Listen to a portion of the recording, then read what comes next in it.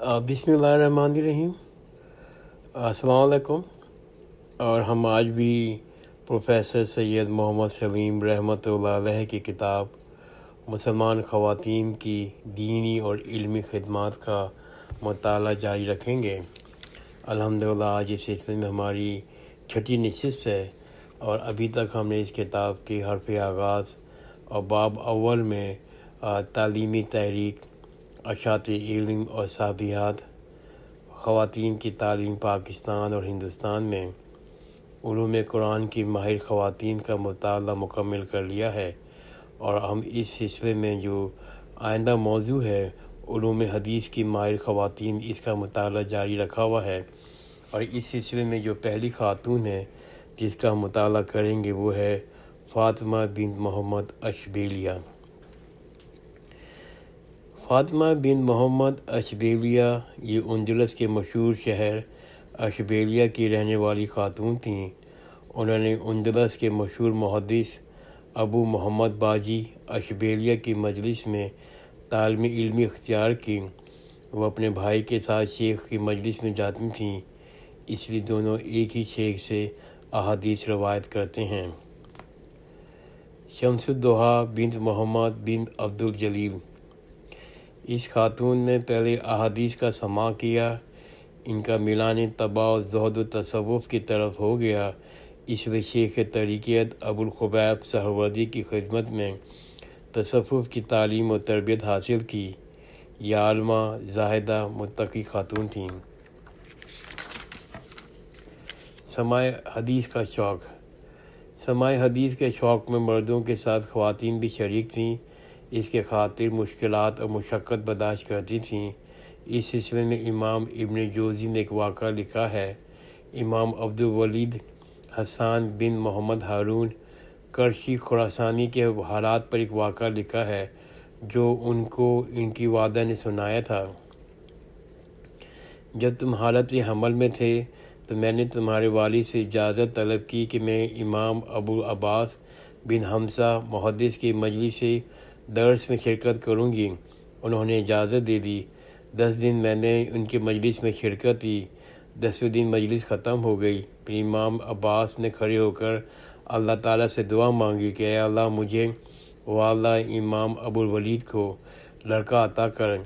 اس رات میں نے گھر آ کر خواب دیکھا کہ کوئی شخص کہہ رہا ہے کہ تمہارا لڑکا پیدا ہوگا اور تمہارے نانے کی عمر کے برابر زندہ رہے گا۔ یہ بچہ آگے چل کر امام عبدالولید خراسانی بنا۔ 72 سال کی عمر میں 239 ہجری میں ان کا انتقال ہوا۔ حافظہ احادیث۔ امام محمد بن سراج الدین عبد الرحمن 243 ہجری کی اولاد، ان کی ایک اولاد ایک نابینا لڑکی تھی۔ اس لڑکی نے فن حدیث کی باقاعدہ تحصیل کی تھی۔ یہ لڑکی قوت حافظہ میں نادرہ روزگار شمار ہوتی تھیں۔ ان کے استخسار کا یہ عالم تھا کہ حدیث کی 6 معتبر کتابیں صحیح ستہ میں درج کسی حدیث کے متعلق سے ان سے دریافت کیا جاتا تھا تو وہ فوراً جواب دیتی تھیں کہ یہ حدیث فلاں کتاب فلاں باب میں درج ہے۔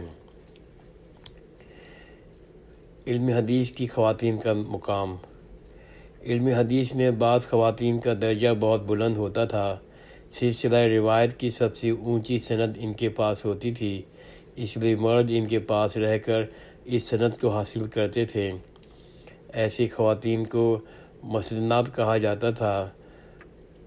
فاطمہ بنت ابراہیم کو مسند الشام کہا جاتا تھا۔ کریمہ بنت عبد الوہاب کو مسند مکہ کہا جاتا تھا۔ فاطمہ بنت احمد کو مسند الوقت کہا جاتا تھا۔ القاب و خطابات۔ غیر معمولی علم و فضل حاصل ہونے کے سبب بعض خواتین کو اہل علم نے القاب و خطابات سے نوازا ہے جو عام طور پر ان خواتین کے نام کا سابقہ بن گیا ہے۔ چند خطابات یہ ہیں۔ سیدہ کی تخفف ست ہے، اس لفظ سے ان خواتین کو مسموم کیا جاتا تھا۔ ستہ الشام، خاتون اخت ملک العادل۔ ستہ الفقیہ، شریفہ بن خطیب۔ ست کل بنت احمد بن محمد مکیہ۔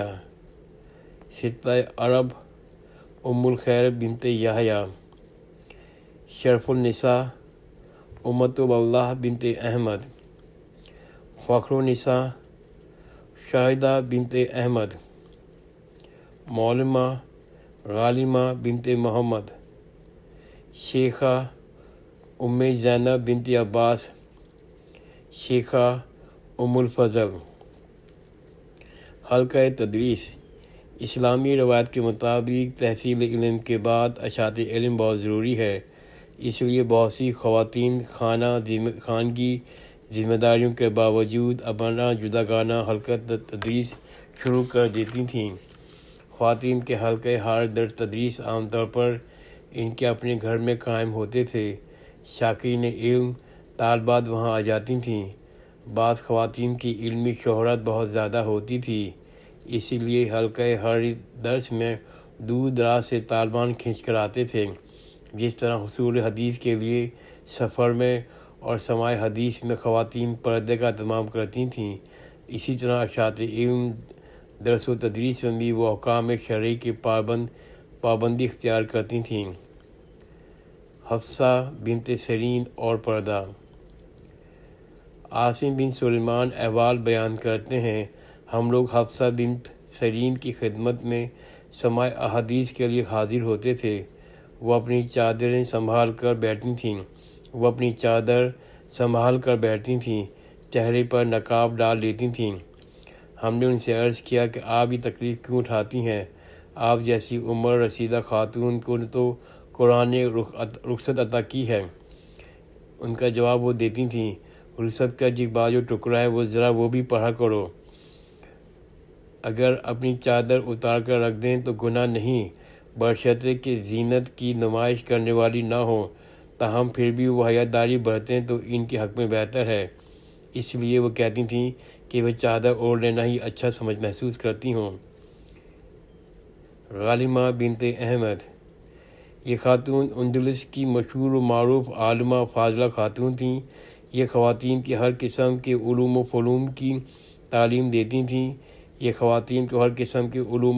کی تعلیم دیتی تھیں، اس لیے ان کا لقب معلمہ پڑ گیا تھا۔ مریم بنت ابی یعقوب اشبیلیہ۔ یہ اپنے زمانے کی مشہور ماہر درس خاتون تھیں۔ حج کرنے کے لیے مکہ مکرمہ آتی تھیں۔ اندلس سے چل کر مکہ آنا اس زمانے میں بہت دشوار کام تھا، اس لیے ان کے نام کے ساتھ حاجہ لکھا جاتا تھا۔ وہ بھی مختلف علوم کی خواتین کو تعلیم دیتی تھیں۔ بڑی متقی دیندار خاتون تھیں۔ طویل عمر پا کر وفات پائی۔ مذکورہ بالا دونوں خواتین نے باقاعدہ مدرسے جاری کر رکھے تھے۔ بنت ابن کیران طبیب۔ یہ خاتون مختلف علوم کی ماہر تھیں، پردے کے پیچھے سے تعلیم دیتی تھیں۔ مراکش میں ایک مسجد اندلس کے نام سے مشہور ہے، جس کو مریم بنت محمد بن عبداللہ نے تعمیر کرایا تھا۔ بنت طبیب اس مسجد میں درس دیتی تھیں۔ ان کے متعلق تذکروں میں لکھا ملتا ہے کہ وہ مجلس اندلس میں منتقل درس پردے کے اندر پڑھایا کرتی تھیں۔ وہ مختلف علوم کی جامع تھیں۔ ان کے درس مردوں اور عورتوں دونوں کے لیے ہوتے تھے۔ مرد نماز ظہر کے درس میں شریک ہوتے تھے، عورتیں نماز عصر کے درس میں شریک ہوتی تھیں۔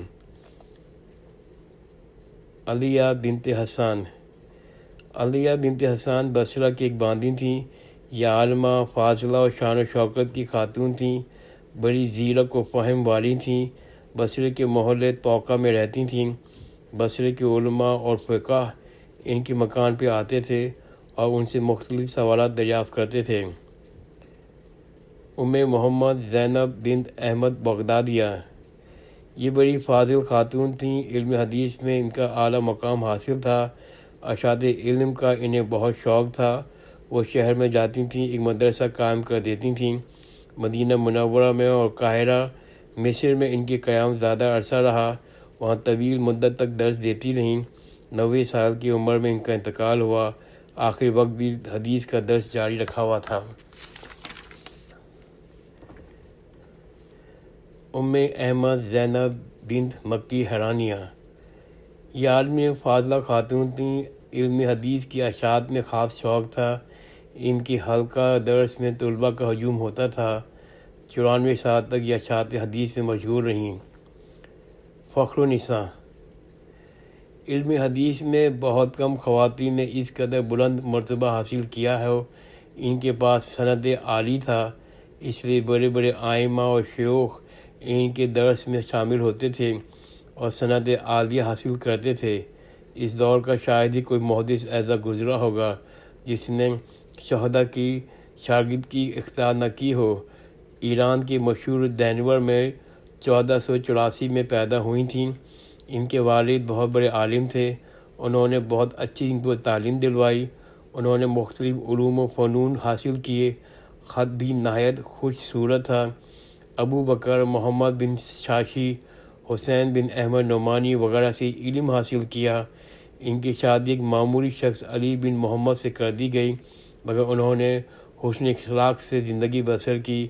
ان کے درس کی شہرت بہت زیادہ ہوئی تو خلیفہ مستضیٰ باللہ عباسی نے ایک قطعہ اراضی بطور جاگیر عطا کی تاکہ وہ یکسوئی کے ساتھ درس و تدریس میں مشغول رہ سکیں۔ انہوں نے ساحل دجلہ پہ ایک مدرسہ قائم کیا۔ جاگیر کی ساری آمدنی طلباء پہ خرچ کر دی۔ 90 سال کی عمر میں بغداد میں انتقال ہوا۔ آخری وقت تدریس میں منہمک رہیں۔ امام ابن جوزی لکھتے ہیں کہ وہ بہت ساحلہ اور عابدہ خاتون تھیں۔ میں اپنی مطالعہ کو یہاں ختم کرتا ہوں۔ انشاءاللہ ہم اپنا مطالعہ جاری رکھیں گے۔ اور جزاک اللہ خیر۔ خدا حافظ۔